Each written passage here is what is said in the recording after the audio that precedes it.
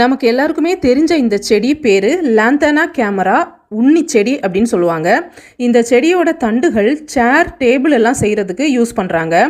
இலையில் கொஞ்சம் ஹார்டான திட்டுகள் முள் மாதிரி இருக்கிறதால இதை சாப்பிடக்கூடாது. இந்த செடியோட காய்களையும் பச்சையாக இருக்கும்போது சாப்பிடக்கூடாது. இந்த இலைகளை பறித்து கொதிக்கிற தண்ணியில் போட்டு மூலிகை டீயாக குடிக்கிறாங்க. இந்த செடியிலேருந்து எடுக்கிற லாண்டனா எண்ணெய் கொசு விரட்டியாக பயன்படுது. மஸ்கிட்டோ ரிப்பலன் க்ரீம்னு நிறைய கெமிக்கல்ஸை வாங்கி நம்ம கை காலில் எல்லாம் தடவுறதுக்கு பதிலாக இந்த மாதிரி மூலிகை எண்ணெய்களை வாங்கி யூஸ் பண்ணலாம். இந்த லாந்தனா எண்ணெய் தோல் அரிப்பு, தொழுநோய், சிரங்குகளுக்கெல்லாம் மருந்தா பயன்படுது. இந்த செடியோட பழுத்த பழத்தை தண்ணியில கொதிக்க வச்சு குடிக்க குடல் நோய்களுக்கு தீர்வா அமைது. மருத்துவ குணம் வாய்ந்த இந்த செடியோட இலைகள் கேன்சர், பாக்டீரியா, உயர் ரத்த அழுத்தத்தை எதிர்ப்பதற்கு பயன்படுது. சளியை நீக்கவும் பயன்படுது. வேர்கள் வாத நோய், மலேரியா சிகிச்சைக்கு பயன்படுது. ரோட்டோரங்கள்லையும் வேலியோரங்கள்லையும் காணப்படுற இந்த மாதிரி நிறைய செடிகள் மருத்துவ குணம் வாய்ந்த மூலிகைகளா இருக்கு.